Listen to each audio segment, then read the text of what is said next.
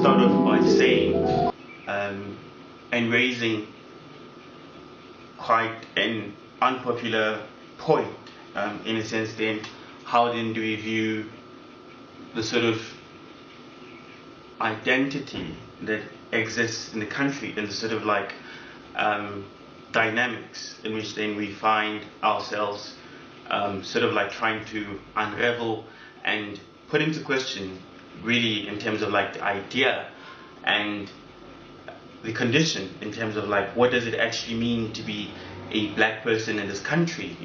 What then does it really mean to be a black person in the world, and these are questions in which then we struggle with. These are questions then we find ourselves going through, through our experiences, in terms of then how life has been structured, and we sort of like go through some existential crisis, where else then you realize certain instances that what then you had sort of had in mind, in terms of then what the world is, in terms of then how it views you as a black person, has been a thing in which then you had never expected.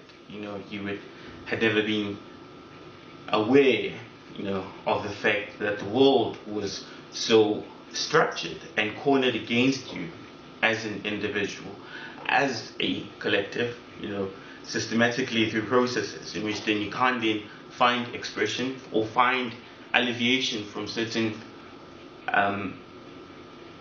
hurdles, barricades that are put in place to prevent you, from realizing your true potential. So then, the other thing that we need to understand is that there is no such thing as white people. White people do not exist. What we've come to know as white people is a band, if I may say, of different ethnic groups from Europe that came together, the Portuguese, the Polish, the Boers, the English, and they banded together as white people, and then they sort of then have the sense of collective identity in which they embrace and take pride in, which is formed only and only on the basis of their skin. So that is how then we find ourselves existing with this antagonistic group that we're always at war with, So then, when white people band together and come to collectively sort of identify as white, they didn't do that at a meeting, they didn't do that at some sort of conference, the sort of collectiveness of white people comes through the oppression of black people. It comes through the murdering of black people. It comes through the dispossession of black people in this country. So that's what mandates and permeates what it means to be white. So white could be seen and can be viewed as some sort of attitude. So you are as white as you can want to be. You can be as white as you can always be, if I may say. So those are the kind of people that we find ourselves at war with, people who are sort of anxious, in terms of what then our potential could mean for them, hence this banding together to sort of like put us in an oppressive system and exploit us and sort of like exercise our souls, to feed the white racist, patriarchal, supremacist system in which then all white people are part and benefit of. So then, how you then find yourself as a black person, you find yourself in a condition, being black as a condition,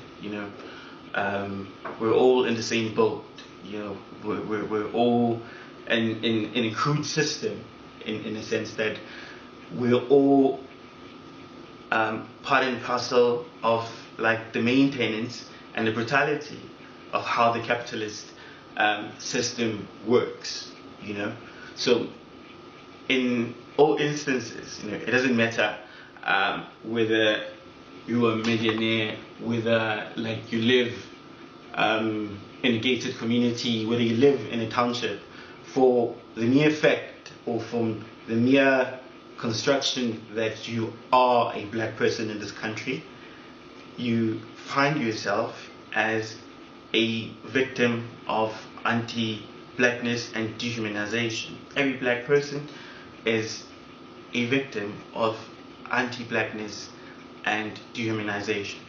So the antagonism that then finds itself like sort of like unraveling, you know, it sort of puts an explanation forth, you know, in a sense that the black and white relationship that is there, you know, not much has changed, and sort of like puts us in a different spectrum as compared to when the slave master landed in our shores. So it's important then we sort of keep the relationship in check, you know, we keep the system in check, that the fundamental contradiction will always be between the slave and the slave master being what comes collectively to identify as white, and the slave being then a condition of being black, you know. So what then happens, you know, the question then sort of like brings itself to then, at the end of the world, you know, in how then we imagine a different world, in a different episteme, you know, where does it place white people, you know, where does it space it places black people, you know, because then at the end of the day there's this conception of human, in a sense, then how then the world defines human is in reference to white people. So then if we find ourselves in a system in which then we're aspiring to be white, we're aspiring to be human, does then mean that human is the barometer, like it's the bar in terms of then what will then sort of like begin to show and illustrate how the world could actually be, you know, in terms of that? Is the human the barometer, you know, the standard of reflection in terms of what then we need to exist? And I disagree on that, because then the human in this instance is the white man, you know, it's the white woman, it's the white person, and we can't aspire to be murderers, we can't be aspiring to be colonizers, you know, we can't be aspiring to that spectrum. The idea of being human is so tainted that it can't bring us any sort of like closure or whatever. So it's important that we self-determine, it's important that we insist on being the Bantu, you know, it's important that we insist on those definitions. It's important that we insist on being African, you know. So that is where we found ourselves. So we can't then, at the end of the world, aspiring to be human, we then need to be self-determining, you know. I can't put into words in terms of then what then people should be aspiring to, but then I know and I'm certain, because of then how then the processes and the inflictions of change would take place, would bring us to question in terms of like who we are and what we aspire to. So we have enough epistemology to refer to, you know, we're not short in terms of like insight on the kind of people that we want to be, or the kind of people that we actually are, you know, in the absence of an oppressive system, in the absence of oppressive laws, in the absence of a police and prison system that sort of puts us in check, in the absence of certain constructs, that exist in society. How does then the end of the world look like?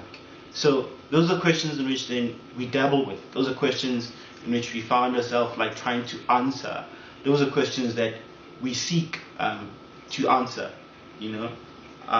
So it's crucial then we continue to self-determine. So any instance or any moment in which black people in this country or African people in this continent around the world are self-determining, it should be encouraged.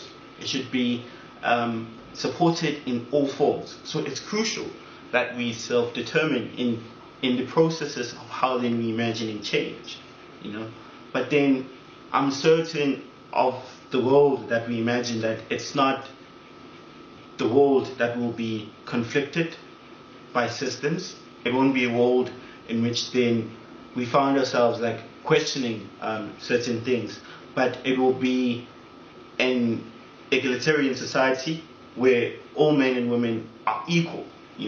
That's the kind of society that we imagine. That's the kind of society that we aim to bring to light.